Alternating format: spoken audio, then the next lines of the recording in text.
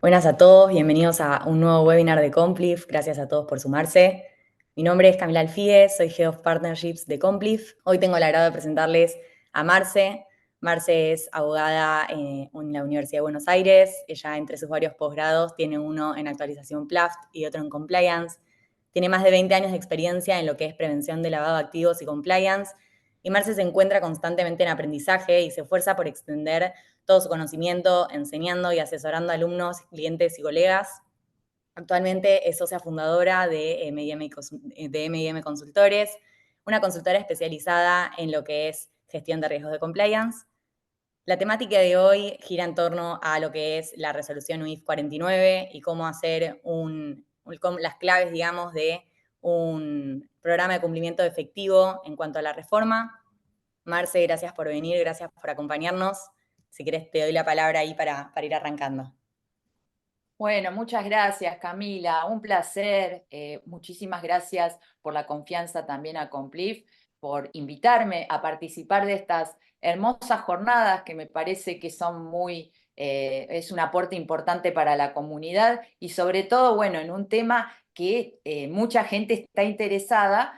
Precisamente por lo novedoso, ¿no? Y por el poco tiempo que nos dio quizás la UIF como para acomodarnos y tomar esta noticia. Por eso hoy vamos a tratar de acercarnos solamente, no aburrirlos tanto con lo normativo, sino también poder dar, como vos bien dijiste, algunos tips, algunas cuestiones más de la práctica para que puedan sentirse como más aliviados, no sentir esto como una gran carga, especialmente para este mundo, el mundo cripto, que la verdad que, bueno, yo vengo del mundo más tradicional, me fui formando en bancos muchos años, pero no quiere decir que no me quiera adaptar a ustedes, al contrario, creo que todo lo que es el ecosistema cripto es un mundo maravilloso que nos da mucha enseñanza. Pero bueno, acá en este caso van a necesitar quizás un poco de ayuda de los que ya estamos en estas temáticas hace mucho tiempo, y les podemos dar algunos consejos, por lo menos de la experiencia que tenemos. Eso vamos a tratar de hacer. Bueno, como pueden ver, un poquito esta es la agenda de lo que vamos a ver. Vamos a hablar de estos componentes del programa de cumplimiento.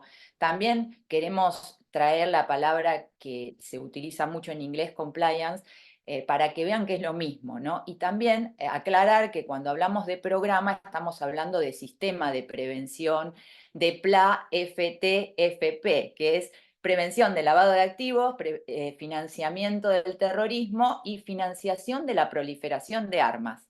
Este concepto, que es el tercer delito transnacional, que también lo tenemos que empezar a incluir en esta temática, ¿no? Porque ya tenemos vigente una ley, la modificación de la 25246, que es la ley, yo les diría la ley madre de estos temas, ha sido recientemente modificada, le llamamos la reforma de la ley, ¿no?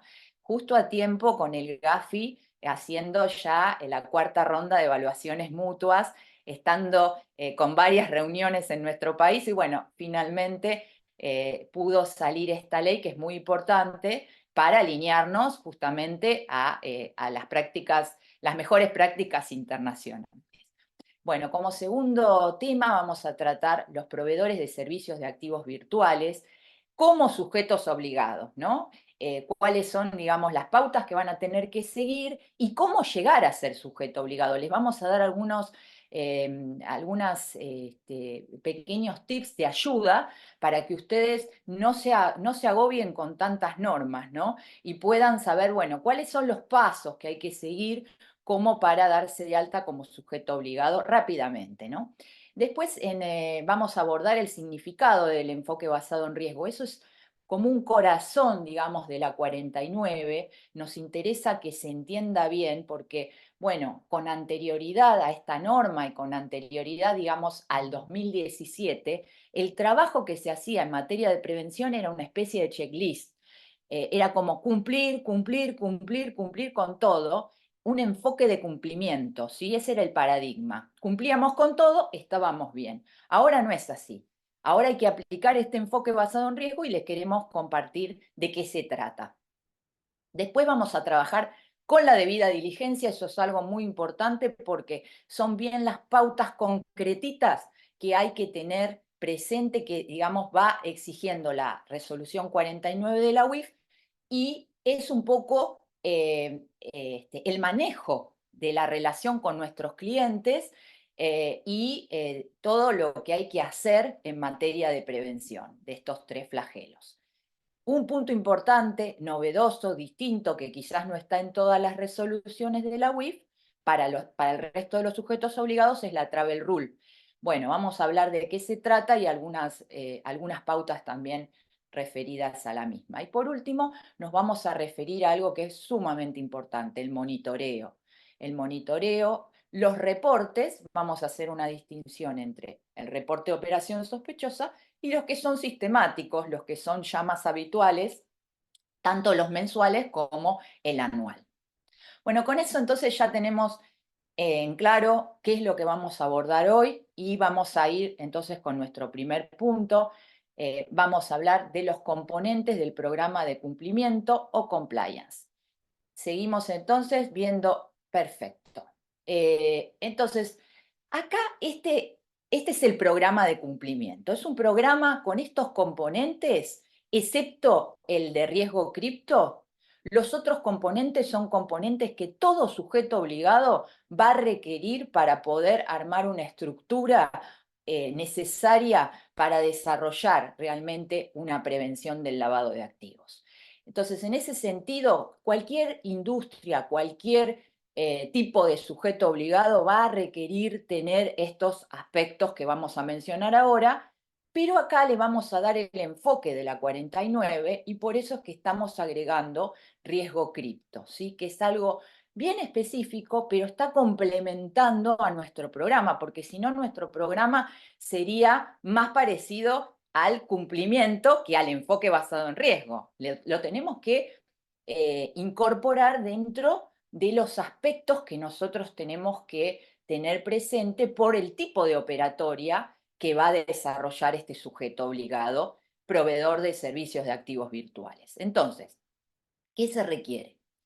Se requiere un manual de prevención de lavado de activos, financiamiento del terrorismo y financiamiento de la proliferación de armas de destrucción masiva, que va a tener todas las políticas y procedimientos necesarias para poder desarrollar estas tareas. Acá es importante que el manual, si ustedes tienen que construir por primera vez un manual, yo les recomiendo que tomen la resolución que les toca, en este caso sería la 49, y empezar a diseñar, empezar a volcar. Primero, el manual en la propia normativa nos va a decir cuál es el contenido, ¿no? Es importante que vayamos a ver cuál sería el contenido y empecemos a trabajar con cada uno de los puntos.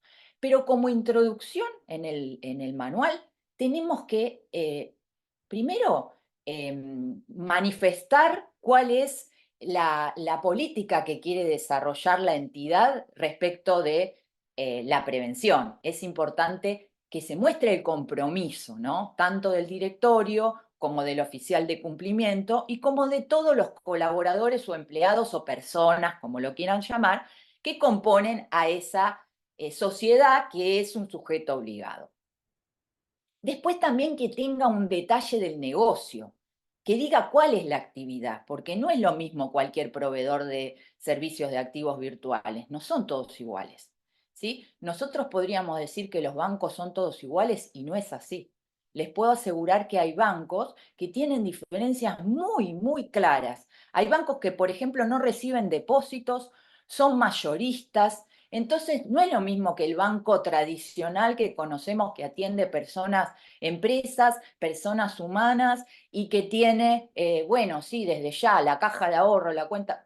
Bueno, hay que ver qué tipo de banco es y ese negocio volcarlo en nuestro manual. Acá lo mismo.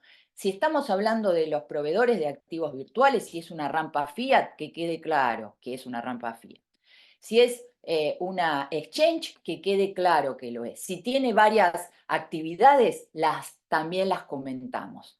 ¿Por qué? Porque es importante también al momento de que el regulador va a revisar ese manual al momento de que el auditor interno va a revisar el manual o el revisor externo independiente, le va a clarificar y le va a dejar el alcance bien definido. Y eso es algo que uno cree que, uy, es mucho trabajo, lo tengo que explicar, pero es al revés. Se ahorran reuniones posteriores para explicarle después a estos revisores, ya sea el regulador o el interno y el externo, de qué se trata, porque si uno lo ve ya en el manual, tiene un paso ganado, ¿no? De tiempo, más allá después de las explicaciones, pero eso ayuda bastante. También al tener el alcance acotado, hace que no se piense en otras cosas que a lo mejor uno podría llegar a pensar por la industria, ¿no? También eso ayuda a después entender por qué hay tal o cual aspecto más regulado, ¿no? Distintivo de esa entidad. Entonces es muy importante tener el manual, ¿no? Después es muy importante como segundo elemento el gobierno corporativo. El gobierno corporativo, no confundamos gobierno corporativo con la expresión que nos lleva a pensar literalmente de qué estamos hablando. Uno dice, bueno, gobierno corporativo, estoy hablando de quienes toman las decisiones en la empresa, ¿no? Estoy hablando del directorio, estoy hablando del órgano de administración, ¿no? Vamos a decirlo más genérico por si no estamos hablando de una SA específicamente. Pero eso es minimizar este concepto. Es parte, ¿sí? Es parte, la estructura es parte del gobierno corporativo, pero es un poco más que eso. Gobierno corporativo es la estructura que conforma a la entidad para prevenir el lavado de activos, es decir, que necesitamos saber quiénes son esos miembros del órgano de administración, si tienen las capacidades realmente para llevar a cabo esta actividad. Es importante. También es importante saber quién es el oficial de cumplimiento titular y quién es el oficial de cumplimiento suplente en ese sentido. Sabemos que tienen que ser miembros, si no lo saben, bueno, es uno de los requisitos que nos pide la UIF, que ese oficial de cumplimiento titular y suplente sean miembros del órgano de administración de la entidad. Y cuando hablamos de miembro, ojo, no piensen que por ejemplo, director suplente del directorio, ¿sí? Es una buena elección. ¿Por qué se los digo? Si bien la norma no nos dice nada específico sobre eso, hay unas especies de notas interpretativas de parte de la UIF que lo ha puesto, digamos, tiene como unas preguntas y respuestas básicas que se le hacen siempre en la página de la UIF, donde uno puede ver que la UIF dice en ese sentido que tanto el director, tanto el oficial de cumplimiento titular como el suplente tienen que ser miembros titulares del órgano de administración. Entonces, ¿por qué? ¿Cuál es digamos, el objetivo final? Que tomen las decisiones, que participen, que tengan voz y voto, ¿sí? Entonces, si alguien me pregunta, Marcela, si yo no tengo hoy en mi directorio a una persona tengo solamente un director titular y uno suplente, ¿los puedo colocar como oficial de cumplimiento titular y suplente respectivamente? ¿Van a ser aprobados por la UIF? Yo les diría, en principio sí, pero ojo que pueden ser objetados. Y les diría, bueno, si ustedes están un poco jugados con los tiempos, quieren avanzar con la inscripción, háganlo, pero después inmediatamente ya vayan pensando en la modificación de los respectivos estatutos, porque esto lleva todo un trabajo de asamblea, de definiciones, de IGJ, y bueno, y va a haber que hacerlo. Entonces, se los diría, como primer medida lo hacen, pero después ténganlo presente en las modificaciones. Y el gobierno corporativo aprueba muchas cosas. Por ejemplo, el directorio tiene que aprobar las actas que se refieren a los planes anuales, ¿no?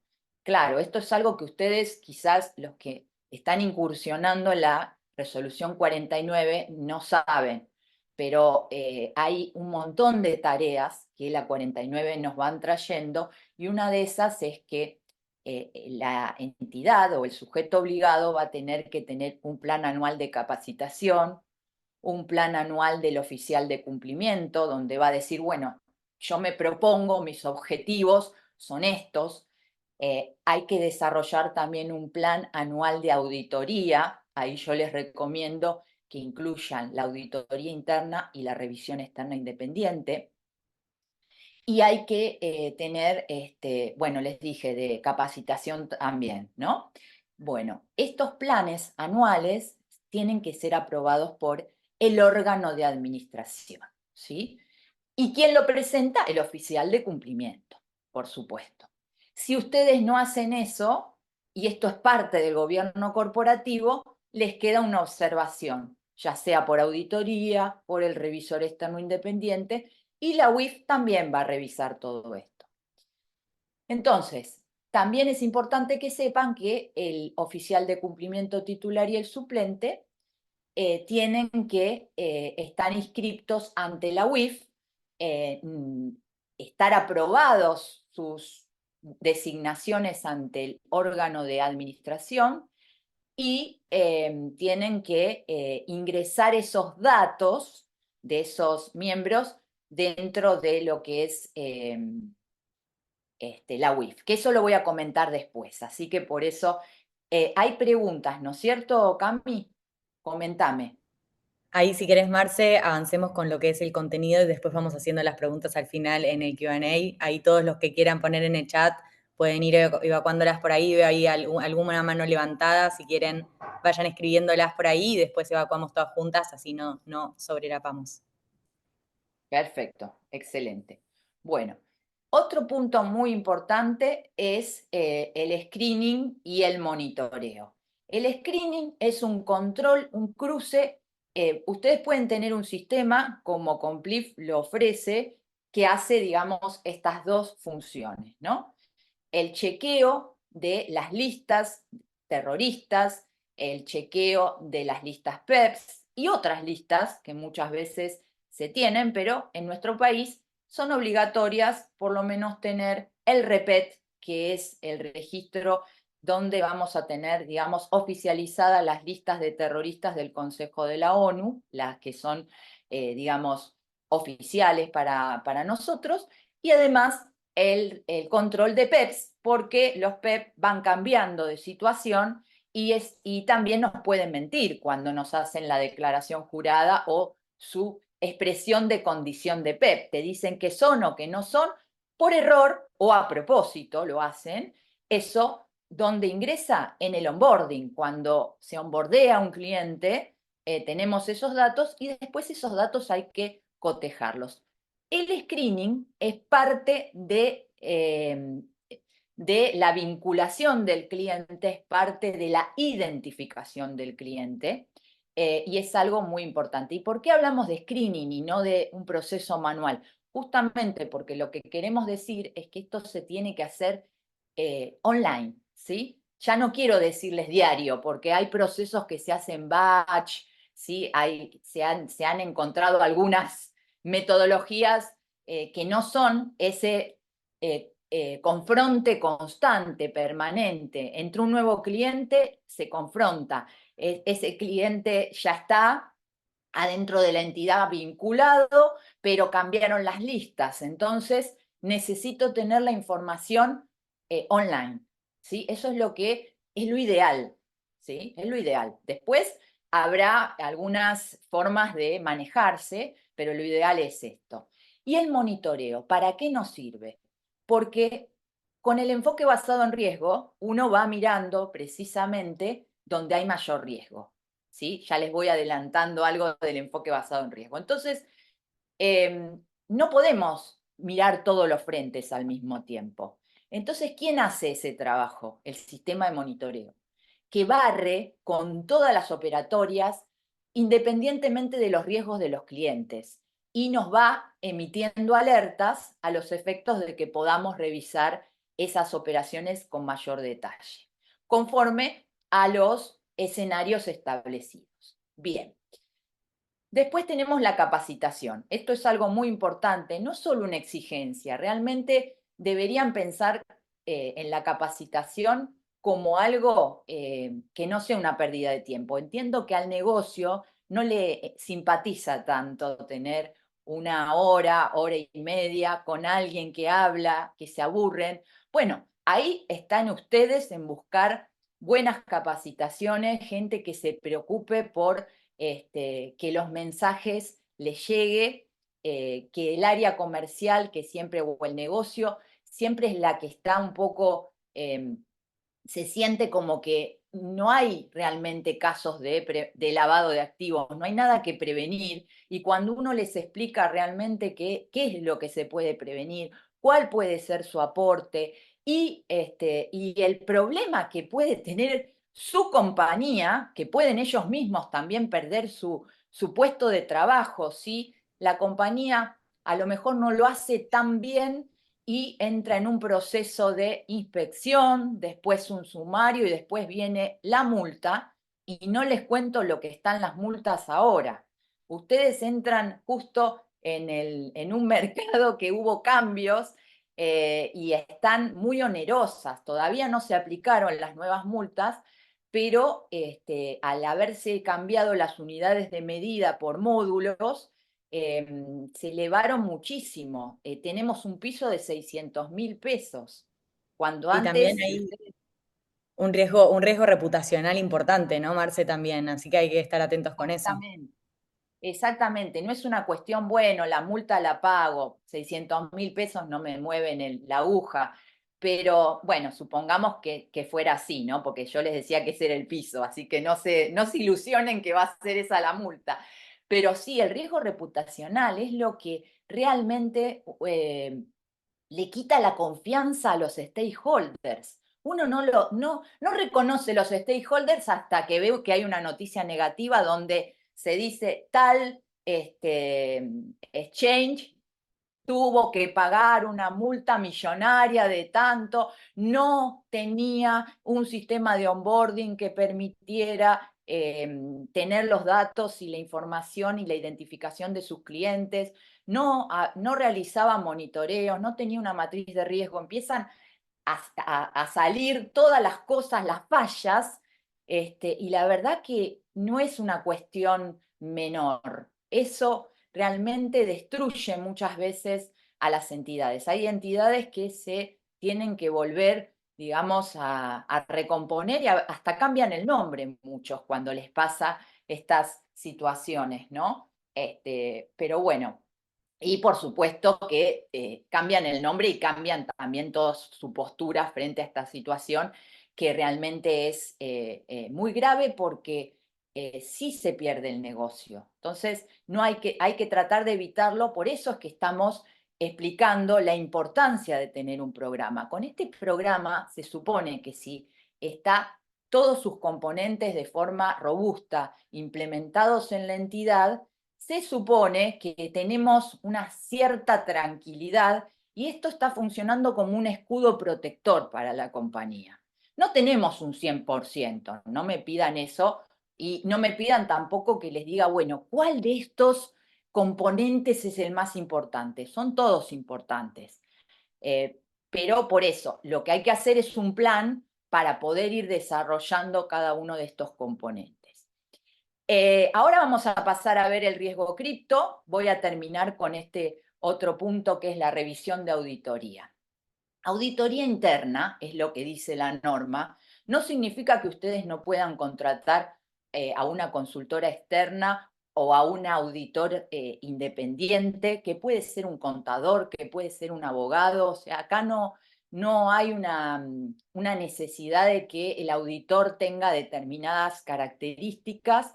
Puede ser de la propia compañía. Lo que pasa que hay algo que parece obvio, pero se los voy a decir porque muchos me pasa, yo soy revisora externa independiente y bueno, a veces me llevo sorpresas que no quería, no quisiera ver, ¿no? Y por eso, si tengo la posibilidad de decirlo, lo digo.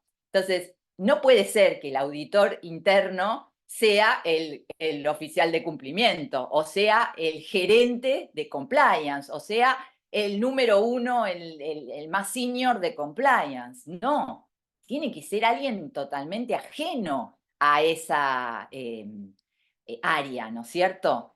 No puede ser, tiene que revisar, uno no se puede auto gestionar y ponerse un 10 por hacerlo perfecto, no. No es bueno, no es sano, ¿sí? Y no corresponde tampoco hacerlo, está mal.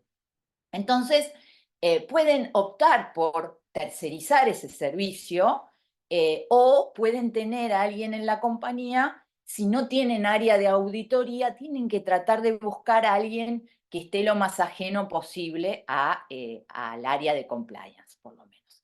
Bueno, acá ya hemos visto un pantallazo de estos componentes. Ahora nos vamos a meter en el riesgo cripto específicamente. Ahí, Marce, antes para no perder el hilo, hay dos preguntas en el chat, si querés las evacuamos ahora. ¿Qué pasa Sí. cuando una sociedad está recién arrancando? Vos antes hablabas del gobierno corporativo. Son, por ejemplo, dos socios y tenés que tener tanto el oficial de cumplimiento titular como el suplente. ¿Cómo se hace cuando estás recién arrancando y cómo está ese desafío, no? Sí o sí hay que tomar dos personas más. ¿Cómo puede hacerse? Sí, es una pregunta muy, muy buena y muy típica de nuestro país. Sucede muchísimo, o sea, no se sientan mal porque eso pasa. Yo les digo cómo veo que se va resolviendo en la práctica. Puede pasar esto que les contaba. Tengo dos directores, uno que es titular, otro que es suplente del órgano de administración. Puedo iniciar, está recién iniciando la actividad la compañía, me tengo que inscribir como sujeto obligado, lo hago de esa manera, con lo que tengo, ¿sí? Con planes de cambiarlo. Ese director que es suplente que se convierta en titular. Y ahí tengo dos titulares. Pero si no tengo, por ejemplo, tengo un solo director, porque ese caso también se puede dar, pueden contratar un director externo independiente, ¿sí? Pueden contratar alguna persona específica que cumpla el rol de oficial de cumplimiento, pero lo van a tener que tener dentro de la sociedad, no lo van a poder tener ajeno. La palabra director no es figurativo en el organigrama, tiene que ser, por eso vuelvo a decir, miembro del órgano de administración de la entidad. Si es una sociedad anónima, director del directorio de la SA.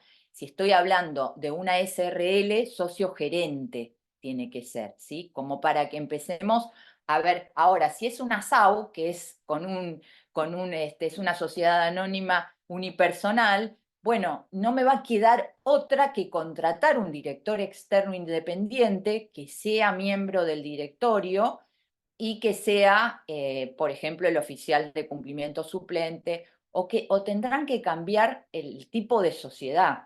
Lamentablemente, o sea, estas son las exigencias, no es que es optativo el oficial de cumplimiento suplente, ¿sí? Entonces, es como que eso limita quizás a la elección de la sociedad que ustedes quieran implementar. No van a poder, pero van a tener que usar estas medidas, ¿sí? No sé si con eso quedó la respuesta bien contestada, Cami. Me parece que está súper claro, Marce.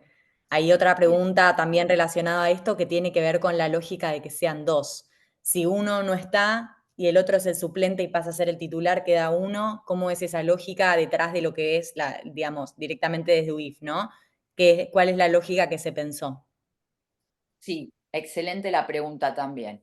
La lógica es que el suplente reemplace al titular cuando está de vacaciones, cuando está de viaje, y ese reemplazo, ¿es algo natural? No, es natural, pero hay que informarlo a la UIF. Para eso tenemos el sistema que ustedes, cuando se den de alta como sujetos obligados, van a estar súper entrenados en su utilización, que es el SRO, que simplemente se ingresa con el quit de la entidad, se abre una pantalla y uno tiene todo ahí disponible. Entonces hay que informarlo ahí, hay que avisar, y si no, con un mail a sujetos obligados también.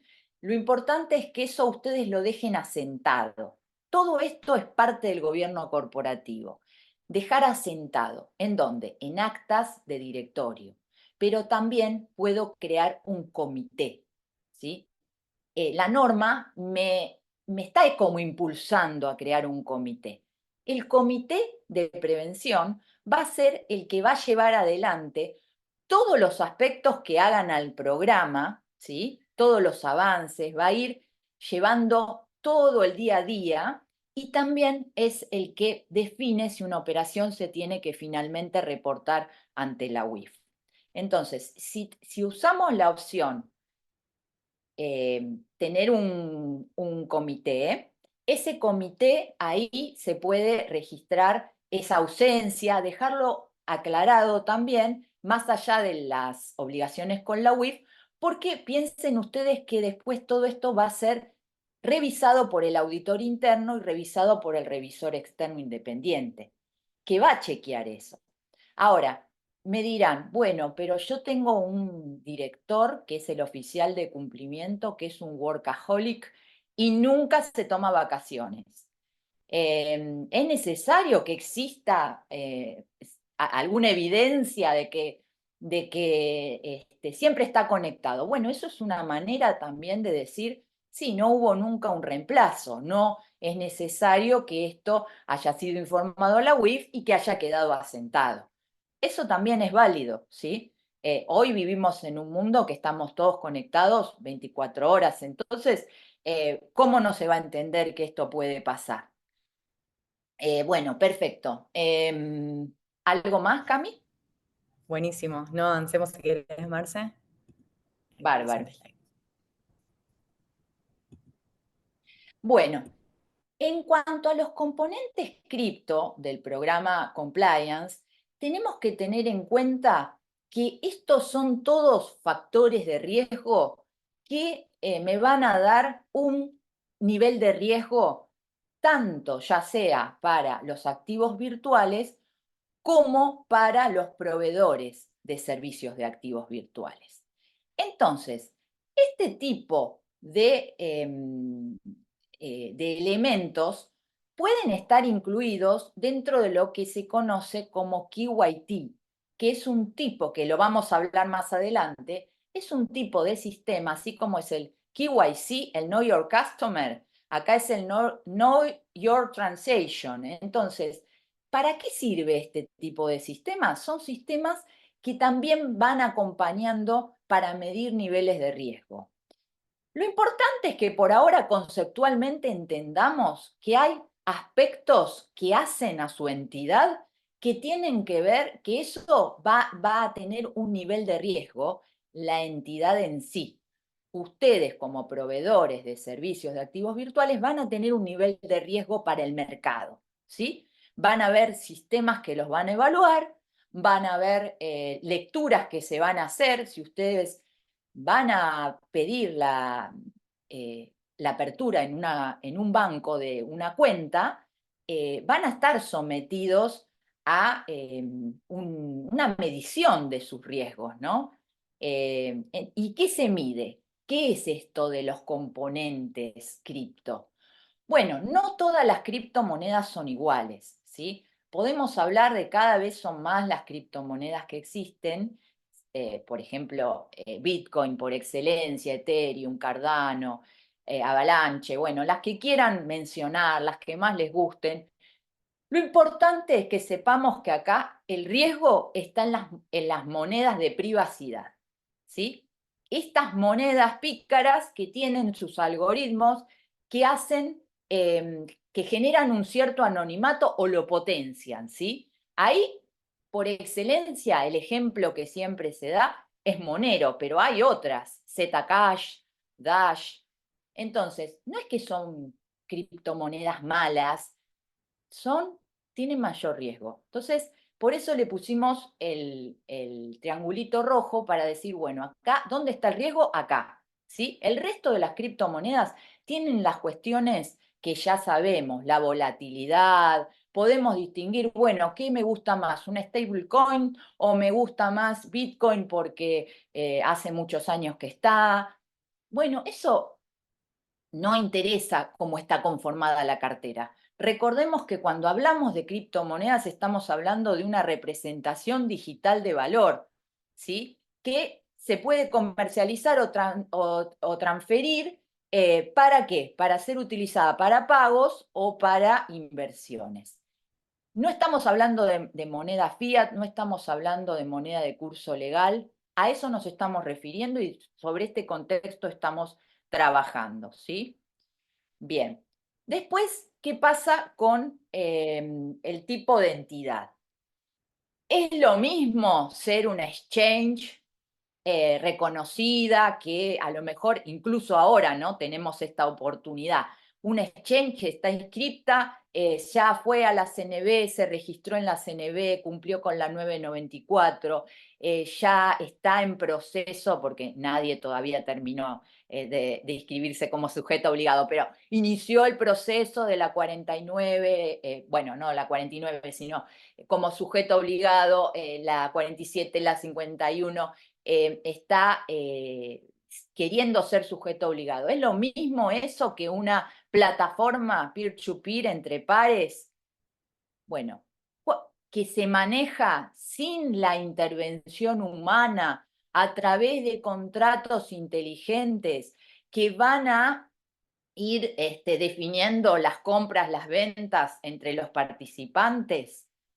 eh, no, no es lo mismo. Entonces, más las entidades que son más riesgosas para, digamos, a nivel riesgo cripto, serían las peer-to-peer, ¿sí? Ahí tenemos un caso, Bobinas Blancas, que fue un caso muy emblemático a nivel Argentina, donde se relacionó un cártel de narcotráfico que justamente hacía el narcotráfico a través de unas bobinas, que son unas ruedas gigantes, donde iba poniendo los paquetitos de cocaína, y el señor que le hacía el lavado de activos era un argentino que tenía una peer-to-peer. Entonces, bueno, este hombre ya está preso, tampoco tiene un montón de años, una condena de 7 años, pero bueno, está preso. Se pudo demostrar que fue como el primer caso que se lavó dinero a través del mundo cripto por una plataforma peer-to-peer. Y bueno, y eso un poco confirma que está bien que esa tipo de entidad, digamos, sea más riesgosa que una exchange, y sobre todo ahora que están reguladas, ¿no? Las exchanges. Bueno, después dentro del mundo de las billeteras centrales saben que están las hot wallet y las cold wallet. ¿Cuál es la más riesgosa de estas dos? La hot, la caliente, porque está conectada todo el tiempo en línea y es susceptible de hackeos. Entonces, es una cuestión, digamos, de lo que sucede, ¿no? Se expone más por estar conectada todo el tiempo. Bien, dentro de lo que es los modelos closed loop y open loop, el open loop es el más riesgoso porque justamente puede recibir y enviar cripto a billeteras externas, ¿sí? Entonces, según qué modelo implemente la entidad, podemos decir que es de mayor o menor riesgo. Tengan en cuenta que estos factores de riesgo, como toda matriz de riesgo, no es que porque uno sea, bueno, yo soy una peer-to-peer, entonces ya soy de alto riesgo. No, se van sumarizando todos esos factores, se van no sumarizando, ponderando, y entonces ahí va a haber un resultado. No necesariamente por contar con uno de estos componentes cripto de mayor nivel de riesgo, significa que ese proveedor de servicios de activos virtuales va a ser de alto riesgo ya de por sí. Bueno, después también la custodia, ¿no? Si es una custodia con una infraestructura propia, es más riesgosa que una estructura que sea híbrida, ¿no? Que combine la estructura propia con una externa, ¿sí? Eso es la híbrida sería justamente menos riesgosa. La que es con estructura propia su custodia es más riesgosa. Y después el proveedor de liquidez. Ahí tenemos que ver, bueno, ¿qué proveedor de liquidez tenemos? ¿Es regulado? ¿Es no regulado? Bueno, si no es regulado, es más riesgoso. Estos componentes es importante que ustedes tengan presente que no solamente los tendrían que estar incorporando ustedes dentro de sus programas, sino que también el mercado ya sabe que estos componentes existen y ya está midiendo los riesgos, ¿sí? Por estos sistemas que yo les decía, y seguramente van a salir nuevos sistemas y otras ideas para poder tener una apreciación, ¿no? Siempre es importante saber los jugadores, ¿no? Todos los que se van vinculando quieren saber con quién están tratando. Eso es algo lógico. Entonces, es importante también tenerlo en claro para poder saber cuáles son las consecuencias que pueden llegar a tener la elección de estos componentes. Bueno, seguimos entonces. Ahora vamos a ir directamente al punto de los proveedores de activos virtuales como sujetos obligados. Ustedes ya saben que los proveedores de servicios de activos virtuales están incorporados dentro del inciso 13 del artículo 20, ahí se marearon ya, de la ley 25246, que fue modificada, lo tengo que decir técnicamente, por la ley 27739. Bueno, lo cierto es que ya la ley dice que los proveedores de servicios de activos virtuales son sujetos obligados. Primero que entiendan, ¿qué es ser sujeto obligado? ¿A qué están obligados? A reportar operaciones sospechosas ante la UIF y a cumplir con las pautas que la UIF establezca. Eso lo tenemos que entender. Hoy por hoy la pauta que hay más importante o destacada para estos proveedores, para muchos de ustedes, es la resolución 49. Pero ojo que hay otras normas de la UIF que también hay que cumplir, que van complementando a la 49. No les voy a decir todos los numeritos para no marearlos, pero sepan que hay algunos aspectos que se complementan, ¿sí? Los temas, para que los tengan por lo menos así se entienda a qué me estoy refiriendo, me refiero a las personas expuestas políticamente y a los beneficiarios finales, en términos generales. Ahí hay dos normas, la 35 para los PEPs y la 121 para los beneficiarios finales, que también hay que atender, que complementan, digamos, esta resolución 49. Bueno, entonces, ¿qué nos dice tanto la ley 25246 en ese inciso 13, cuando en el inciso 13 dice los proveedores de servicios de activos virtuales, pero después la norma da un concepto de lo que es un proveedor de servicios de activos virtuales y la 49 también lo reproduce? ¿Qué es lo que nos dice? Que el proveedor de servicios de activos virtuales es cualquier persona, yo lo quiero leer con ustedes para que lo entendamos bien, ¿no? Cualquier persona humana o jurídica, ¿sí? Ya ahí ojo, porque no estamos hablando siempre de empresas que están reguladas por la 49, ¿sí? No piensen solamente, yo tengo que pensar en lo que es una exchange. No, no piensen solo en eso. Pueden tener una persona, así como están los agentes de mercado de valores, tenemos el ALIC, que es una sociedad, pero después tenemos los productores y tenemos otro tipo de agentes que también pueden ser personas humanas. Bueno, en este sentido, imagínense en una persona humana que quiere hacer una... ¿Se cortó? ¿Estamos todavía? Sí. Sí, sí, Imagínense, perfecto. estamos.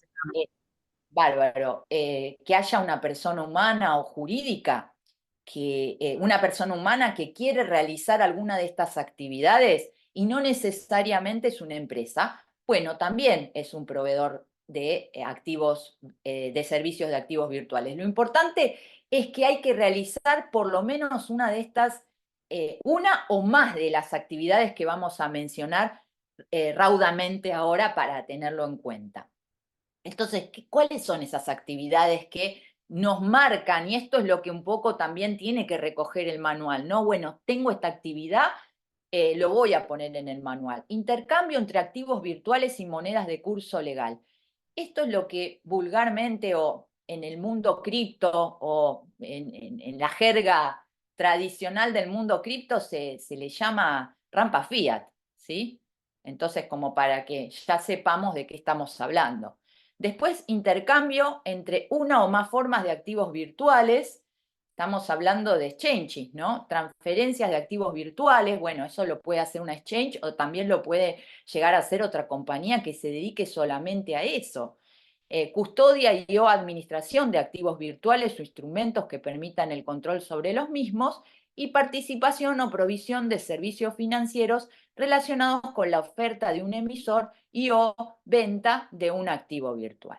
Entonces, yo creo que es bastante claro a qué se está refiriendo la norma. Están incluidas las peer-to-peer, sí. Están incluidos otro tipo de personas que capaz que no estamos acostumbrados a observar. Pueden haber, por ejemplo, yo he tenido consultas quizás de clientes que quieren tener un bot que desarrolle justamente compra y venta de activos virtuales. Entonces se tienen que inscribir, me preguntaban, ¿no? Bueno, muchas veces va a pasar eso. No somos, hay que interpretar, hay que entender. Y otra cosa también que me ha pasado, algún cliente que otro me dice, sí, pero yo no soy rampa fiat, ¿no? Porque yo no toco cripto, pero está triangulando de alguna manera. Entonces, en ese sentido, me ha pasado también de recomendar que como, como está, según como planteé la situación, podría no estar inscripto, pero eso le va a significar que siempre va a tener que estar dando explicaciones, sobre todo a los bancos. Si al banco vos le decís, sí, estoy inscripto, cumplo con la 49, hago todo, aplico un KYC a mis clientes, tengo en cuenta el riesgo del cliente de mi cliente, hago todos los deberes como corresponden, el banco te va a mirar de una forma y si vos decís, no, no me cabe, no, no me corresponde, tengo el dictamen jurídico. Bueno, esas son decisiones también que hay que tomar y es un poco evaluar el costo-beneficio. Yo les recomiendo realmente que lo piensen bien, porque a veces, si bien todo esto lleva una carga, no lo vamos a negar, no es que es todo Disney, hay que trabajar, pero quizás les convenga pensarlo bien y ver cómo se manejan. Bueno, por último, trajimos acá algunos aspectos de la 994. ¿Qué tiene que hacer un proveedor de servicios de activos virtuales? Cuando ve que realiza alguna de estas actividades, no va directo a la UIF, va primero a inscribirse ante la CNB. Si no lo hicieron ya y ya estaban realizando este tipo de actividades, están un poquito en falta, pero no pasa nada. La CNB todavía sigue recibiendo las inscripciones, ya se inscribieron 35, pero por lo menos hasta ayer tenía ese dato, quizás salió uno más. Hay más, en algún comunicado la CNB dijo que había como 80 que estaba en total en revisión, seguramente van a haber algunos que tardíamente lo presenten. Lo que sugirió la CNB es que en caso de que estén realizando la actividad y no hayan iniciado el trámite de registro dentro de la CNB, que detengan las actividades hasta que obtengan la matrícula correspondiente. Bueno, eso es lo que dijo la CNB, ¿sí? Después ustedes harán lo que crean conveniente. Si no quieren exponerse a multas, la CNB es un sujeto, es un regulador muy, muy sabueso. Está siempre viendo qué falta.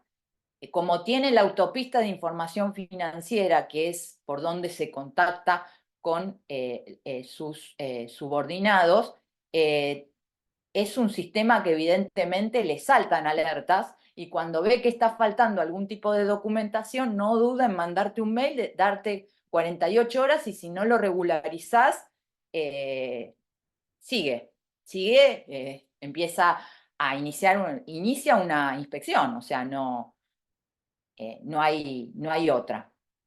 Bueno, la única forma de no estar, si uno realiza alguna de estas actividades o más, y no quiere estar alcanzado dentro de lo que es este concepto, debería operar por menos de 35.000 uvas, que serían algo así como 27, un poquito 26 millones, 27 millones lo redondeamos, ¿sí?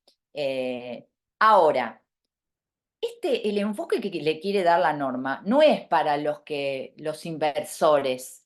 eh, Esto es un enfoque más comercial. El proveedor de servicios de activos, servicios, ¿sí? Estamos hablando de una persona que se dedica a eso. Ahora, creo que con esto se quedó un poco corto, porque si un Bitcoin está, ayer veía la cotización y estaba más de 62 millones, bueno, con 27 millones es como que hay que...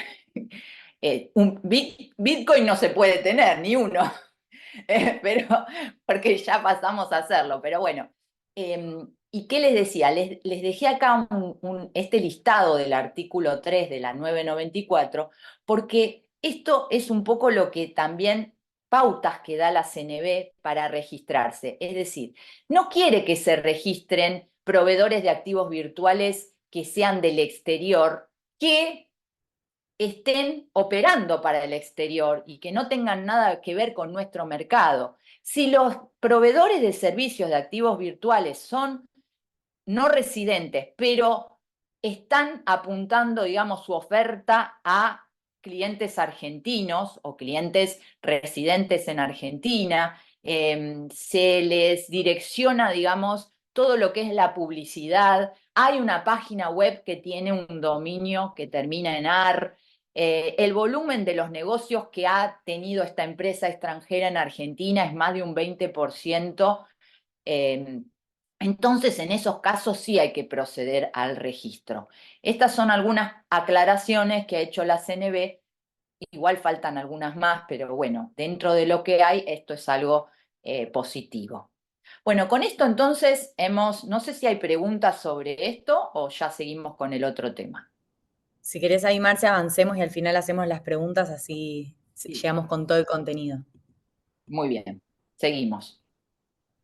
Bueno, como les decía, una vez que ya tienen el registro, que la CNB les dio un número de matrícula, ¿sí? La CNB analiza todos los datos. Piensen que son los mismos datos que usan para la CNB, prácticamente son los mismos que van a utilizar para darse de alta o inscribirse como sujetos obligados. Así que armen una carpeta compartida, tengan ahí el estatuto a mano, tengan ahí las actas con las designaciones de las autoridades, del oficial de cumplimiento. Bueno, esta es adicional, ¿no? Esa no te la pide CNB, pero algunas cosas te pide CNB que ya las pudiste haber reunido y vamos en claro con la 50 y la 47. Estas son las normas que dicen, bueno, ¿qué tenés que hacer para inscribirte como sujeto obligado? Lo primero que hay que hacer es ir a la página web. Primero, yo les recomiendo, lean esto, repasan, se preparan la carpeta, van organizando la información y después proceden a iniciar el trámite. Porque si no, es un error muy común de ingresar a la página de la CNB, empezar a hacer la registración por primera vez, empiezan a seleccionar el tipo de persona que son, qué tipo de sujeto obligado, y ya les va a pedir un mail y ustedes lo van a validar y ya la CNB va a querer es la CNB, la Unidad de Información Financiera, la UIF, que en 10 días le proporcionen toda la documentación que es obligatoria para estos fines. Entonces, para no estar corriendo, primero organizan la información, tienen que armar una nota, por eso también se los digo, la nota no es nada difícil, es una nota dirigida a la UIF, que la va a firmar o el oficial de cumplimiento o el representante legal de la compañía, donde le van a dar los datos de la compañía, la denominación o razón social, el quid quid o CDI, la actividad que realiza, el domicilio real. Eso es muy importante que ese domicilio lo tengan presente porque es el que va a estar validado por la UIF y que lo tienen que manejar siempre actualizado. Si hay algún cambio, después advertirlo. El número de teléfono y después le van a dar los datos del oficial de cumplimiento y de los miembros del órgano de administración. Pero conjuntamente con esos datos van a tener que acompañar documentación. Entonces, la documentación que no la tienen que tener inmediatamente con la nota, pero por eso yo les sugiero que vayan teniendo todo para ir después cuando van haciendo los pasos de la UIF, le van presentando lo que la UIF les va pidiendo paso a paso. Bueno, van a tener que tener el estatuto social actualizado, la constancia de la FIP del quit o el CDI de la compañía. Van a tener que haber guardado su matrícula que fue proporcionada por la CNB, que les manda una notita. Esa notita es la que tienen que presentar, donde está el número de matrícula. Las actas donde se nombra al oficial de cumplimiento. Y las actas donde se nombran a los miembros que conforman el órgano de administración. Y después también unas declaraciones juradas de beneficiarios finales y PEPs. Esto es básicamente, cuando hablamos de beneficiario final, es el que tiene por lo menos un 10% del capital social o de los derechos de voto de una compañía. Si es una sociedad por acciones, es fácil de identificar. A veces no tanto porque, bueno, depende también de toda la cadena de control. Hay una empresa que está controlada por otra y a su vez por otra. Bueno, ahí tenemos que ir siempre hasta una persona humana, por lo menos una, ¿sí? Si no tenemos para identificarla porque es una cadena enorme, podemos o no encontramos un beneficiario final por la razón que sea, vamos a poner al representante legal. ¿Y qué tenemos que hacer con esa identificación? Poner los datos que nos pide la normativa. Son los datos de siempre filiatorios, pero también nos pide el estado civil. Esto se los digo, y si es PEP, también hay que decir, ¿sí? Entonces, esos datos son importantes, el nombre, el apellido, Quilo CDI, la dirección, el mail, más o menos son esos, y estos que les decía que son un poco más particulares, ¿no? Que no se piden siempre. Y también tendrían que identificar si hay PEPs o no dentro del directorio, ¿sí? De la compañía. Acuérdense que los PEPs pueden ser porque ocupen un puesto o por parentesco o por ser allegado. El parentesco es hasta el segundo grado de consanguinidad y afinidad, o sea, padre, hijo, padre, madre, abuelo, nieto, y de los colaterales, los hermanos. Ojo que primo, sobrino, no, hermanos, parientes políticos, suegro, suegra, yerno, nuera, cuñados. Y después los allegados son los que tienen relación porque tienen una relación de tipo comercial o societaria, ¿sí? ¿Cómo encuentro un allegado? Bueno, uno es PEP y el otro no es PEP, pero están compartiendo, son miembros de un mismo directorio. Bueno, el que no era PEP se contagia y se hace PEP por este compañero, digamos, de directorio que tiene, ¿sí? Bueno, eso es un poquito rapidito como para que tengan un pantallazo. Una vez que cumplieron con todo, la UIF les va a decir que tienen un número, les asigna un número de registro como sujetos obligados y les da una constancia de inscripción que les va a quedar en ese SRO, que es el sistema de reporte de operaciones, es por donde van a entrar a tener todo el contacto con la UIF. Y asunto terminado. Lleva su tiempo, la UIF no contesta inmediatamente, no es que recibió la información y al día siguiente ya los da de alta. Pero a lo mejor les dice que les falta algo o que tienen que enviar alguna cuestión más. Ojo que también dentro de lo que es la documentación se está pidiendo el informe de antecedentes penales de los miembros del directorio, ¿sí? Así que eso también ténganlo presente de poderlo gestionar con tiempo. Bueno, seguimos. El enfoque basado en riesgo. Bueno, básicamente acá lo que importa es que hubo modificaciones de las 40 recomendaciones. El GAFI es el Grupo de Acción Financiera Internacional. Nosotros somos miembros desde el año 2000 de este grupo. Ya hay como más de 37 jurisdicciones que lo conforman. Estamos siendo evaluados en este momento. Esperemos no ir a la lista gris, que es la lista de los países que tienen algunos incumplimientos, digamos, de estas 40 recomendaciones. No creo que tengamos incumplimiento de las 40 recomendaciones, pero sí estamos flojos quizás con algunos puntos que tienen que ver con la eficacia, ¿no? Te miden por un lado, bueno, tenés las 40 recomendaciones implementadas, yo creo que eso lo vamos a pasar bien, pero cuando evalúen la eficacia de nuestro sistema, alguna cosita quizás, ojalá que no, pero bueno, algunas condenas nos faltan, algunas cuestiones por ahí.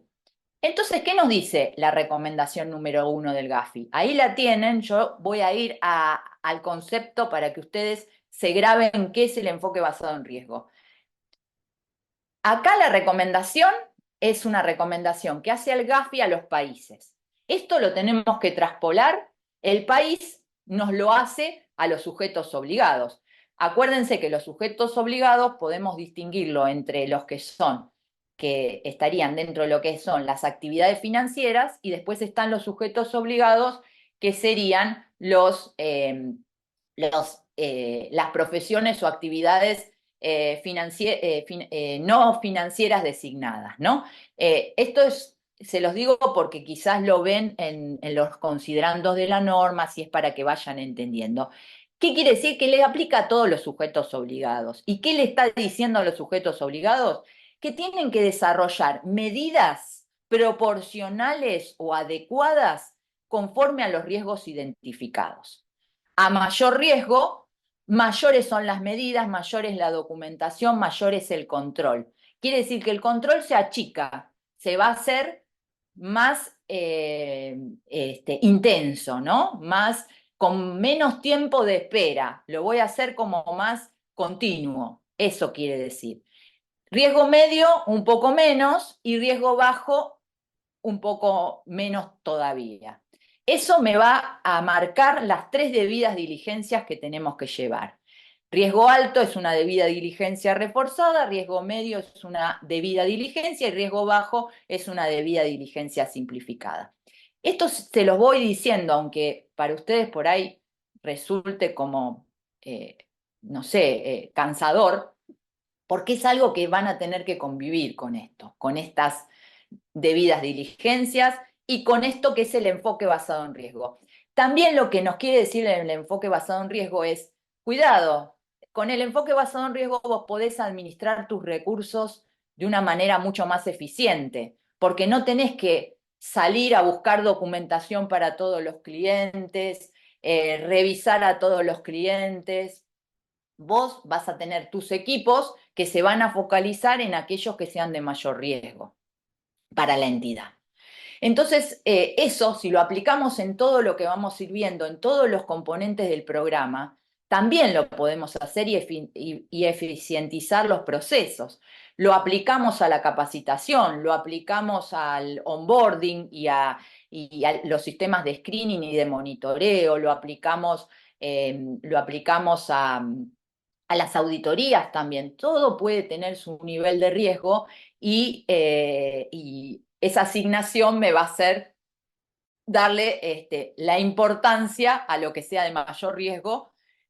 No quiere decir que el riesgo bajo no me importa, pero sí la asignación de recursos va a ser mucho más eficiente para aquellas cuestiones de mayor riesgo, porque son proporcionales a los riesgos. Riesgo alto me exige más. Bueno, este es el enfoque basado en riesgo que les queríamos comentar. Vamos a seguir con el siguiente punto, que es la debida diligencia. Acá está el corazón del trabajo que van a tener que desarrollar. Yo espero que con este esquemita ya se den por felices que tienen la forma de cómo tienen que hacer la tarea con sus clientes. Entonces, lo primero que tenemos que entender que la debida diligencia significa conocer al cliente. ¿Cómo conozco al cliente? No es una cuestión semántica de decir, sí, es mi vecino, lo veo todos los días, hace 20 años lo conozco. Eso no me sirve, no es conocimiento. El conocimiento del cliente apunta a evaluar que ese cliente tiene tres elementos que son básicos: su actividad, sus ingresos y patrimonio, ¿sí? Y lo que opera. Entonces, yo con esos datos socioeconómicos tengo que tenerlos de alguna manera justificados, ¿sí? Decir, bueno, esta persona tiene una capacidad, tiene unos ingresos de tanto, por lo tanto, es razonable que desarrolle este tipo de actividad en mi entidad, ¿sí? Un poco esa es la pauta. Empezamos por la identificación. Identificar a un cliente lo voy a hacer a través del onboarding. Si ustedes tienen un sistema como Complif, por ejemplo, que les da la posibilidad de onboardear a los clientes con todos los datos, eso es fabuloso porque eso ya lo van a utilizar para un montón de cuestiones. Es importante que ahí no digamos, bueno, descarto este dato porque me parece irrelevante. ¿Para qué quiero saber la nacionalidad? Es discriminatorio. ¿Para qué quiero saber el estado civil? No, tienen que cumplir con los datos que la UIF les pide. Para eso la UIF se estableció 3 artículos que se los va dando por personas humanas, por personas jurídicas y por otro tipo de personas, que les va a dar las pautas para identificar. Los datos son todos los filiatorios, los que siempre comentamos, ¿no? La nacionalidad se pide, ¿sí? La pide la UIF. Después tengo que revisar que la persona es quien dice ser. Entonces, la UIF se quedó con la idea de que hay que presentar el documento de identidad, en el caso de personas humanas, y el estatuto para personas jurídicas. Soluciones inteligentes que están trabajando para evitarse esos problemas son que o tengas una identificación con una técnica biométrica que hace que nos dé la seguridad de que la persona, por reconocimiento facial, por reconocimiento de voz, por la huella dactilar, es quien dice ser. Eso la UIF lo permite, lo valida, pero tienen que ser verdaderas técnicas biométricas. O también validarlo con el RENAPER, que es nuestro órgano, digamos, emisor de los documentos de identidad válidos en nuestro país. Entonces, con eso estaríamos cumpliendo, digamos, con esto para personas humanas. Para jurídicas no nos queda otra que pedir el estatuto. Todavía no tenemos la posibilidad de sacar esos datos quizás de una IGJ o localizarlos, nos pide el estatuto y ahí, bueno, de alguna manera vamos a tener que tener un contacto con el cliente por mail o por que suba el documento o algo así para tener la información. Y después lo que ya adelantamos, el screening con listas, ¿no? Es importante saber, bueno, esta persona es quien dice ser, sí, pero ¿es un terrorista? ¿Es un PEP? Si es terrorista, es como que eso nos hace saltar alertas y hace que inmediatamente tengamos que cumplir en 24 horas el reporte de operación sospechosa por financiamiento del terrorismo. Eso es lo que nos pasa. Pero ojo que hay muchos homónimos, porque hay que hacer un análisis. O sea, el confronte de listas me va a dar un posible caso de coincidencia. Lo voy a tener que revisar, porque puede ser que sea un homónimo, ¿sí? Así que no se asusten si alguna vez salta alguna coincidencia. En todos mis años, no quiero decir la cantidad de años porque me echaba, nada, sí, la voy a decir. Más de 20 años de estar en estos temas. no he visto, me enteré de un caso, pero nunca tuve la evidencia concreta de ver si realmente hubo un caso. Después, en alguna oportunidad, la UIF dijo que había tenido algún caso, pero es muy difícil que eso se dé, ¿no? Así que bueno, si tienen una coincidencia, agoten las instancias porque es probable que no sea el verdadero este, terrorista. Y con los PEPs no significa que porque sea PEP no puedan operar, significa que va a tener mayor riesgo y que van a tener que hacer algunas cuestiones, que no se las vamos a decir hoy porque si no, no vamos a llegar a terminar todo lo que tenemos previsto en nuestra agenda. Perfilar, segundo paso. Entonces, una vez que ya tenemos identificado al cliente, todos sus datos, cumplido con el onboarding, vamos a definirle un nivel de riesgo. Eso se puede estar haciendo al mismo tiempo, quizás el paso número 1 con el paso número 2, la matriz de riesgo está tomando esos datos que ya están en el onboarding y dispara un resultado. ¿Qué datos nos pide obligatorios la norma? Estos que les puse ahí. Y no es, ay, puedo elegir porque la verdad que este de zona geográfica no me gusta, no me interesa. No nos da la opción la UIF, nos está poniendo que son mandatorios. Entonces, de alguna manera, si no lo ponen, bueno, tienen el problema.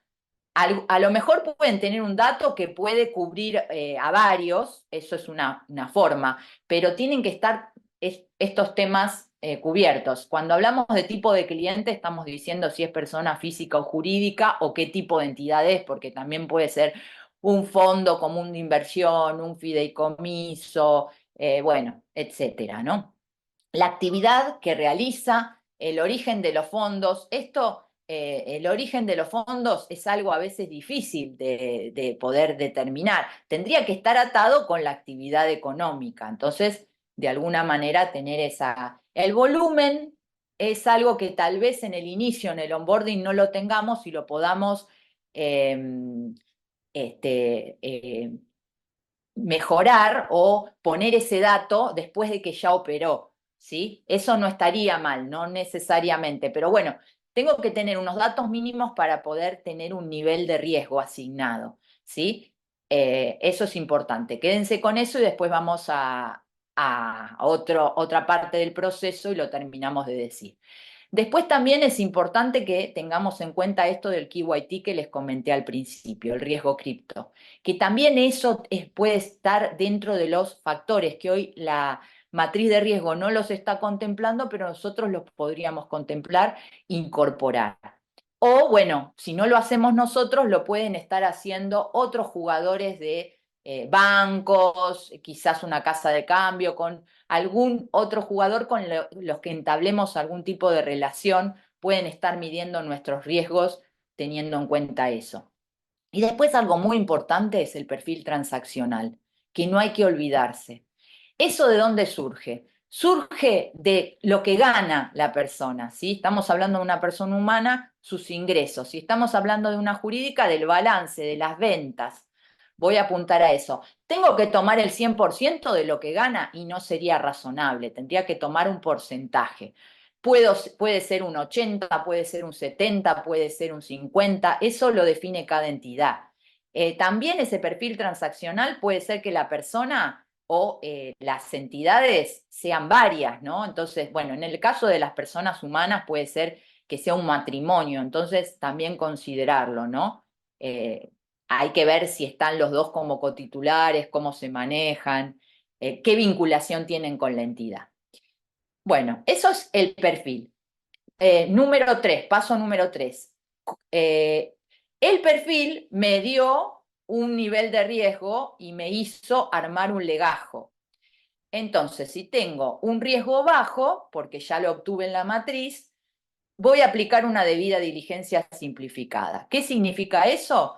Que con los datos del onboarding y el documento de identidad, si no tuviera RENAPER, y el estatuto, ya estaría cumplimentada la documentación y la información. Si tengo un formulario de vinculación, también lo tomo. Si solamente es el onboarding, no necesito imprimir las pantallas. Ya sé que eso lo estoy cumpliendo porque está en el sistema. Si el riesgo es medio, voy a necesitar tener adicionalmente todo lo que dijimos para el riesgo bajo y le voy a sumar documentación sobre la actividad y el origen de los fondos. ¿Qué sería la documentación de actividad? En una empresa, la documentación de actividad está en el estatuto, porque ya tengo el objeto social, punto, no tengo que hacer nada. Pero si es alguna empresa que quizás no es no está regulada es irregular o se trata de una persona humana, bueno, tengo que ver ese dato que esté puesto en algún lado, o en el onboarding o en mi formulario de vinculación. Tengo que saber a qué se dedica, ¿sí? Su profesión. Y tratar de documentarlo, ¿no? De alguna manera. Si tengo quizás un recibo de sueldo, estoy documentando que trabaja en tal entidad y ya está. Pero bueno, habrá que ir pensando qué documentación acompaño. Y el origen de los fondos también tiene que ver con lo que va ganando, que también podría ser el recibo de sueldo, una certificación contable, un balance, puede ser facturas que puede presentar el cliente. Y también orígenes especiales, ¿no? Me dice que es una donación, me dice que es una compraventa, vendió algo, todo eso lo tengo que dejar documentado. Bueno, para el riesgo alto, el origen de los fondos es exactamente igual como les acabo de decir, pero tenemos que sumar que hay que hacer una revisión de antecedentes de sanciones. ¿Qué tienen que hacer ahí? Googlean al cliente y revisan. A ver, la búsqueda que tienen que hacer es poniendo nombre y apellido a ver qué les sale. Ahí revisan bien todo y si llegan a ver que hay alguna relación con una causa de tipo penal generalmente penal, porque si estamos hablando de que es un deudor, la verdad no nos interesa. ¿Dónde podemos ver esos antecedentes también? Con otros con algunos proveedores que nos proveen información sobre esos datos, ¿no? Hay proveedores, pueden tenerlo de ahí. La norma establece que hay dos tipos de clientes que por default son de riesgo alto, es decir, me dice, no hagas la matriz de riesgo, ya son de riesgo alto, por default. ¿Quiénes son? Los PEPs extranjeros y las personas humanas o jurídicas que tengan algún tipo de relación, de tipo comercial obviamente, en países que estén en la lista negra. Myanmar, Corea del Norte, Irán, ¿sí? Esos son los tres países nada más. Estos casos y todos los casos de riesgo alto tienen que ser aprobados por el oficial de cumplimiento. Ustedes me dirán, pero ¿cómo lo va a aprobar? ¿Un ganchito? ¿Tiene que estar poniendo la firma? Bueno, eso después ustedes lo pueden definir. Pueden hacer que mensualmente en el comité el oficial apruebe y lo dejan por escrito en una minuta o en un acta del comité que aprobó tal o cual caso de alto riesgo y dejan la lista ahí, o tal vez lo pueden hacer con alguna solución tecnológica que sea como un clic en el expediente y queda aprobado por la clave que utiliza y el usuario, y eso se puede demostrar. O puede ser que el oficial de cumplimiento no tenga comité, entonces que agarre y realice un informe de gestión, que esto es obligatorio también, lo eleve al directorio y lo puede hacer trimestral, semestral, cada tanto va a tener que tener esa aprobación. Lo tiene que tener como en su computadora por si viene la WIF y lo pide, pero después lo puede dejar asentado en algún acta que puede ser este informe, puede ser el acta de comité o puede ser un acta de directorio también que puede ser semestral. Bueno, como dijimos, las tres debidas diligencias por los tres niveles de riesgo nos dan lugar a lo que se denomina como último paso la debida diligencia continuada. ¿Qué pretende la UIF con eso? Es que uno vaya actualizando la documentación y la información que posee conforme a los niveles de riesgo que fue identificando al inicio, ¿sí? En general, ¿qué puede pasar? Puede pasar, no es lógico que un cliente me dé de riesgo bajo y de golpe se me vaya a riesgo alto a los 3 meses, ¿sí? Puede pasar, pero no es lo más lógico, ¿sí? Em, pero sí puede suceder que hayan alertas en el medio. Entonces, si hay una alerta, puede ser que ese riesgo se tenga que rever. No necesariamente porque un cliente lo reportan o porque a un cliente le saltó en una alerta tiene que ir a riesgo alto. No se confundan. Van por caminos separados.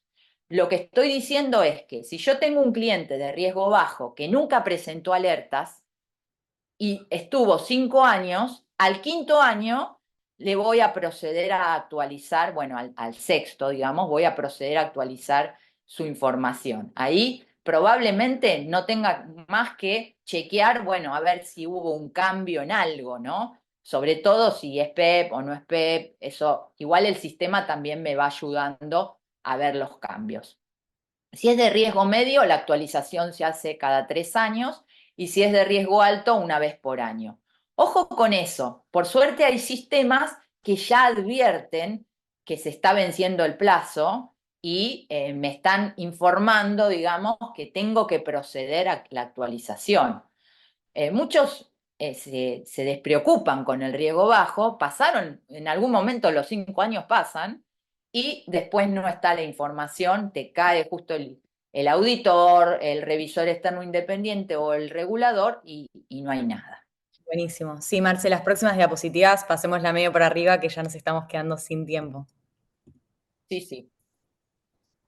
Bueno, esto ya se los fui adelantando. Yo ya les hablé del KYT y les hablé del KYC. El conozca a su cliente es una metodología de trabajo que siempre van a aplicar sobre todo con un buen onboarding, con un screening y la segmentación que se va a ir dando con la matriz.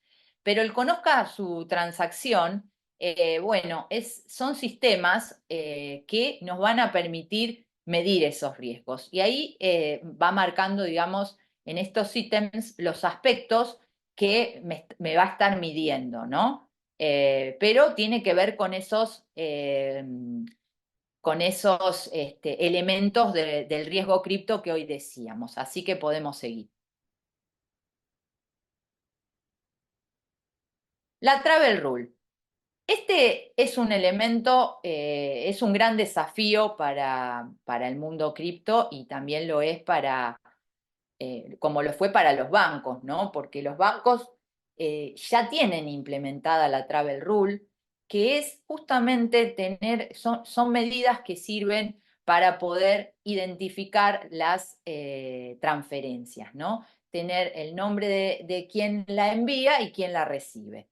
Para el caso de las operatorias cripto, a partir de, esto es a nivel internacional, todavía nosotros no tenemos una regulación propia, porque lo único que hizo el artículo 37 de la 49 es decir que hay que aplicar esta regla del viaje, la Travel Rule, pero no nos dice bien cómo hay que aplicarla. Entonces, ¿qué significa? Para que ustedes entiendan. Bueno, significa que en transferencias de criptoactivos que sean superiores a $1000, más o menos eso es el monto que se maneja a nivel internacional o euros, hay que tener los datos del originante, la dirección del originante, la identidad del proveedor de servicios de activos virtuales originante, el número de identificación del documento del originante, el tipo de activo virtual que se está transfiriendo, el nombre de la institución financiera o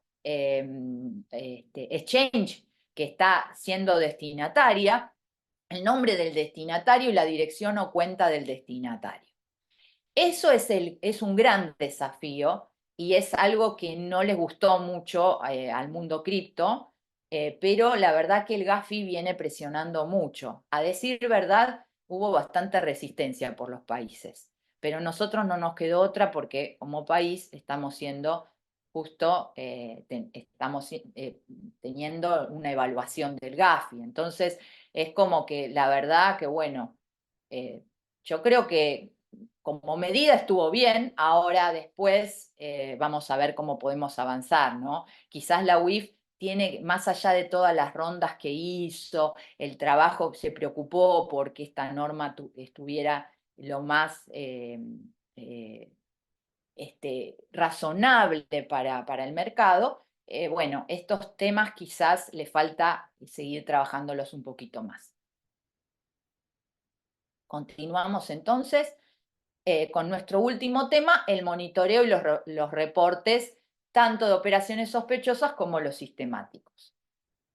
Bueno, acá decirles que es importante tener, es fundamental, es necesario, cuando hablamos del sistema de monitoreo, no es una planilla Excel, ¿sí?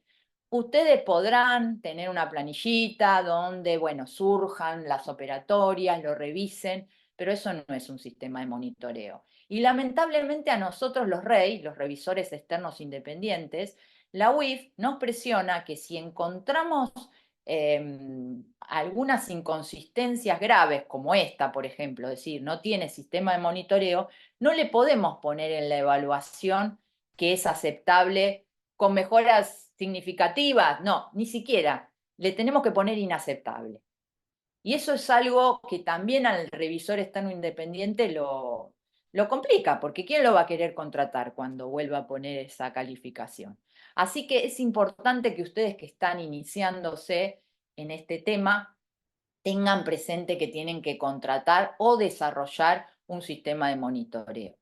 La norma les da algunas pautas. La verdad que en el 34 tienen un listado de posibles situaciones, pero son más bien situaciones que no están tan contenidas dentro de lo tecnológico, ¿sí? Eso es lo que les tengo que decir.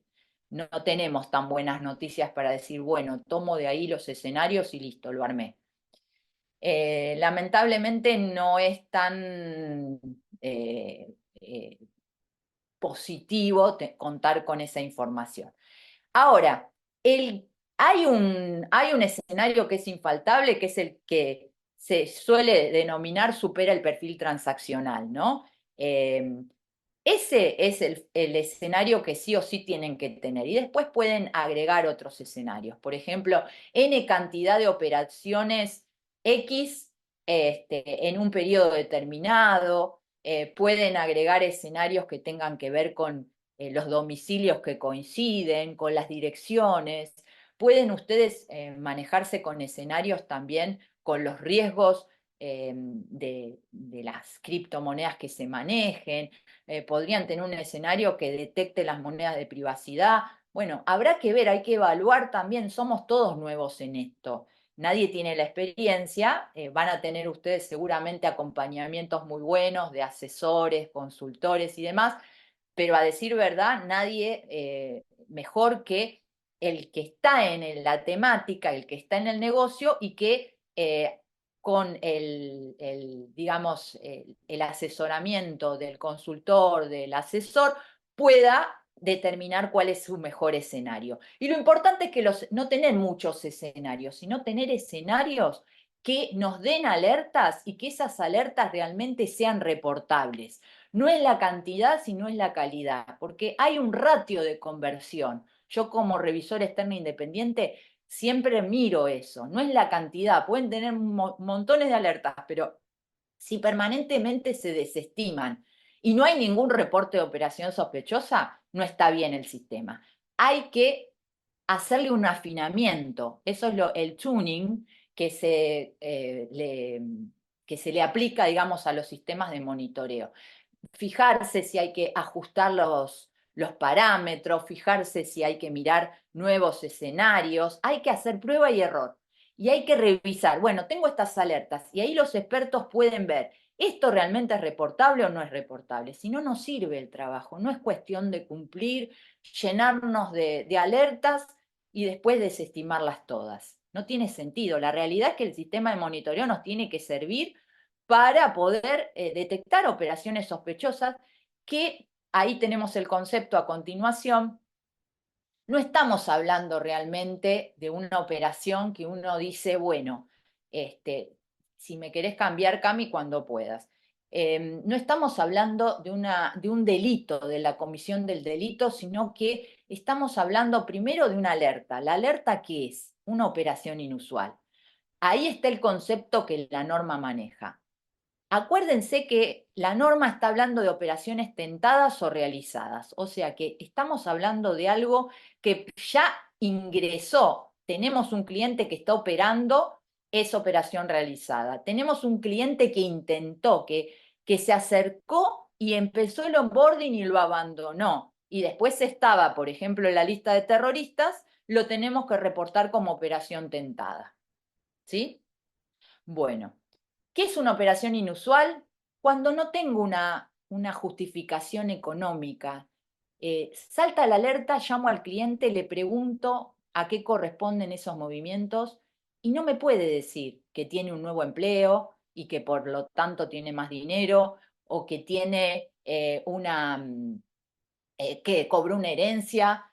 No me dice por qué es. Entonces, si no me dice por qué es, yo no puedo justificar económicamente ni jurídicamente, no entiendo a qué obedece ese movimiento y entonces se convierte en un hecho o operación sospechosa. Y por lo tanto, la normativa me obliga a reportarlo ante la UIF. Cuando yo reporto ante la UIF, no tengo certeza si cometió lavado, si financió el terrorismo, si financió la proliferación de armas, no lo sé. Yo estoy orientándome a algo que veo, voy a tratar de decir cuáles de los delitos que me parecen, pero no estoy seguro que si se cometió o no el delito. Y tengo un plazo de 90 días para ir definiendo las alertas. Esto para ustedes no hay cambio, sí para el resto de los sujetos obligados que venían haciendo 5 meses de trabajo. Eso te iba a preguntar, Marce, ¿cómo es la diferencia, no? Antes eran 150 días, ahora son 90. ¿Qué diferencias notás o qué recomendaciones tenés ahí para poder solucionar más rápido, digamos? Sí, primero que hubo un placito, una prórroga que la UIF realizó a través de un comunicado a todos los sujetos obligados, como se dio cuenta que estaban colapsando muchos sujetos obligados, estaban a punto algunos de suicidarse, no tanto, pero se habían quejado y tenían razón, extendió un poquito el plazo de la aplicación de estos 90 para junio, pero ya estamos en junio, así que, bueno, ¿qué es lo que recomiendo con esto? Empezar a trabajar con una fuerte, digamos, concientización de las áreas que son las que van y se acercan al cliente y le requieren la información. Si es el negocio, con el negocio. Si son los propios de cumplimiento, también. Para entender que alerta que sale, alerta que hay que procesar, ¿no? Ya no hay tiempo de espera prácticamente, porque 3 meses se van volando. También lo que pueden es trabajar, empezar a trabajar con niveles de riesgo en las alertas. Eso también les da un poquito por el propio comunicado que sacó, digamos, la UIF, hay como una especie de, por nivel de riesgo, un plus de tiempo, ¿no? Ganamos un mes casi y 15 días, pero digamos, ¿qué es lo que recomiendo? Recomiendo afilar los sistemas de monitoreo para que las alertas no sean una cantidad exorbitante, sino que sean una cantidad de alertas que sean eh, posibles y esas que entran, empezar a trabajar para que el proceso no se demore, sin demoras y tomar las decisiones rápidamente. Ahí hay que ajustar. Si hay mucha burocracia porque van a un comité, porque lo ve el oficial, porque lo ve el analista, tenemos que ser un poco más proactivos. Entonces, empezar a revisar un poco esos procesos y verificar dónde están las trabas, dónde nos detenemos. Siempre llamar al cliente, hay demoras. El cliente no responde instantáneamente. El cliente se toma su tiempo y muchas veces ni siquiera le interesa contestar. Entonces, bueno, si hay que resolver también pueden utilizar otro tipo de fuentes, ¿sí? Hay que tratar de revisar la razonabilidad de la operatoria a veces sin acudir al cliente. Hay que empezarse a ayornar en eso y bueno, cuanta más expertise uno tiene, más capacidad para tomar las decisiones sin tener algo documentado, pero por supuesto que siempre tenemos que buscar la evidencia por otro lado. Porque lo que desestimamos es lo peligroso, no lo que reportamos, ¿saben? Lo que desestimamos es lo peligroso porque es donde la UIF puede recibir varios reportes de otros sujetos obligados, detecta que nosotros como sujeto obligado también teníamos a Juan Pérez. Juan Pérez es denunciado, es reportado por 3 sujetos obligados. Nosotros también lo teníamos a Juan Pérez como sujeto obligado, pero desestimamos la alerta por falta de tiempo, ni lo miramos. Y resulta que ese caso es el que la UIF nos pregunta, nos pide la información, detecta que lo tendríamos que haber reportado y ahí viene la multa de 1 a 10 veces del monto de la operación. En estos casos, los antecedentes que tenemos siempre aplica la multa del 1%, pero a veces son operaciones de millones y millones. Así que con quien salga una multa de, no sé, 20 millones, 30 millones, y va a ser un poquito, de alguna manera va a afectar el monto a la entidad Tal y cual. lo que hoy decíamos, el riesgo reputacional. Bueno, muchísimas gracias, un placer. Y también agradecer a Complif por la confianza, a vos también, Cami, me encantó conocerte y bueno, y espero que el público les haya aportado, ¿no? Para su labor diaria. Muchas gracias, Marce. Gracias a todos por sumarse.